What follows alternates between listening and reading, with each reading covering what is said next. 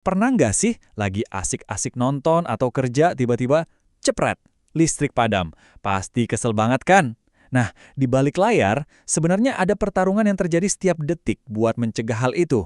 Hari ini, kita bakal bongkar rahasia para insinyur di Indonesia dalam menjaga jaringan listrik tetap stabil berdasarkan sebuah studi yang menarik banget. Oke, kita mulai dari pertanyaan paling dasar. Apa sih yang sebenarnya bikin listrik padam gede-gedean? Ternyata, ya, jawabannya itu jauh lebih rumit daripada sekedar ada kabel yang putus atau tiang yang rubuh. Kunci utamanya itu ada di konsep yang namanya stabilitas jaringan. Coba deh bayangin ini kayak timbangan super sensitif yang harus seimbang terus-menerus. Di satu sisi ada semua pembangkit listrik yang menghasilkan daya. Di sisi lain ada kita semua nih yang pakai listrik buat segala macam. Kalau timbangan ini miring sedikit aja, wah itu bisa jadi awal dari masalah besar. Nah, di dunia kelistrikan, satu gangguan tunggal itu punya nama khusus, kontingensi. Ini bisa jadi cuma satu pembangkit listrik yang tiba-tiba mati. Mungkin kedengarannya sepele ya, tapi jangan salah, justru ini yang menakutkan, karena satu kegagalan ini bisa memicu efek domino yang bikin seluruh jaringan runtuh. Biar lebih kebayang, kita langsung aja lihat studi kasus nyata. Kita bakal menyoroti jaringan listrik di wilayah Sumatera bagian selatan atau Sumbaksel. Dan inilah dia, jantung kelistrikan di Sumbaksel. Ini bukan sekedar peta kabel biasa loh, ini adalah jaringan raksasa bertegangan super tinggi, 150–275 kV yang nyalurin listrik dari banyak pembangkit ke jutaan rumah dan industri. Bisa dibilang, ini urat nadinya kehidupan di sana. Punya jaringan segede dan serumit ini, tantangannya juga nggak main-main. Komponen pentingnya banyak banget, dan kalau satu aja gagal, dampaknya bisa ke seluruh wilayah. Nah, para peneliti di Institut Teknologi Bandung punya misi. Mereka harus menemukan titik-titik terlemah di sistem ini sebelum masalah beneran terjadi. Tapi gimana caranya kita ngepes skenario bencana di jaringan listrik tanpa beneran bikin satu provinsi gelap gulita? Jawabannya ada di teknologi, simulasi, atau semacam uji stres di dunia virtual. Caranya jenius banget. Pertama, para peneliti ini membangun kembaran digital dari seluruh jaringan Sumbaksel.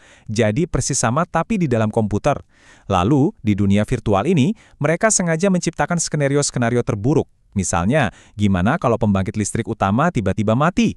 Mereka tinggal tekan tombol play dan mengamati efek dominonya. Semua aman di dalam komputer.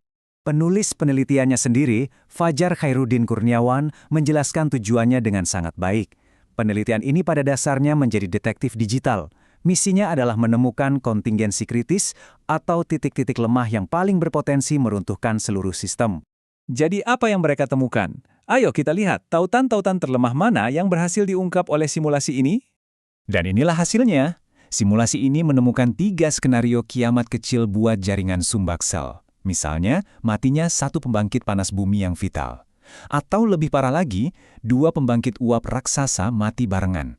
Atau bahkan cuma korsleting parah di satu jalur transmisi utama. Masing-masing skenario ini ternyata cukup untuk memicu bencana. Dalam setiap skenario horor tadi, simulasi menunjukkan hasil yang sama.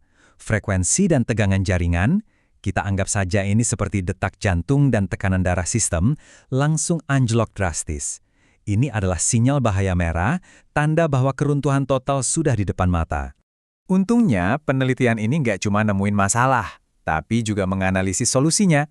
Ternyata ada loh semacam sistem pertahanan otomatis yang fungsinya mirip rem darurat. Namanya Under Frequency Relay atau disingkat UFR. Anggap aja ini kayak satpam super cerdas yang jaga jaringan 24/7.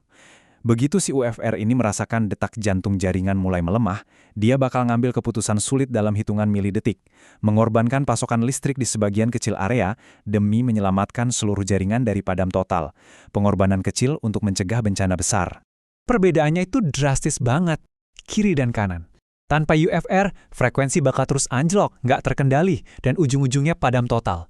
Tapi dengan UFR, ya, memang ada guncangan sesaat, frekuensinya turun, tapi kemudian dia pulih lagi. Jaringan pun selamat. Intinya, UFR ini adalah pahlawan tanpa tanda jasa yang mencegah satu masalah kecil jadi bencana nasional. Oke, jadi kenapa sih analisis kayak gini penting banget? Jawabannya, ini bukan cuma soal menjaga lampu di rumah kita tetap nyala hari ini. Ini soal membangun jaringan listrik yang jauh lebih tangguh buat masa depan. Jadi, apa dampak nyatanya? Pertama, penelitian ini kayak ngasih peta ranjau tersembunyi khusus buat jaringan Sumbaksel. Kedua, ini menciptakan model manajemen risiko yang proaktif. Artinya, kita nggak nunggu masalah datang dulu. Dan yang paling keren, metode ini bisa jadi cetak biru buat siapapun di seluruh dunia yang mau bangun jaringan listrik yang lebih cerdas dan tahan banting.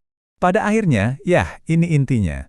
Dengan secara proaktif mencari dan memperkuat tautan terlemah dalam rantai pasokan listrik kita bisa memastikan energi yang kita andalkan setiap hari, setiap detik, itu tetap tersedia, aman, dan juga stabil. Nah, ini yang jadi bahan pikiran buat kita semua. Di masa depan, di mana semuanya serba listrik, mulai dari mobil kita sampai kompor di dapur, pertanyaannya adalah, apakah jaringan listrik kita yang sekarang ini cukup pintar dan cukup tangguh buat menopang itu semua? Penelitian seperti ini adalah langkah pertama yang krusial banget buat memastikan jawabannya adalah iya.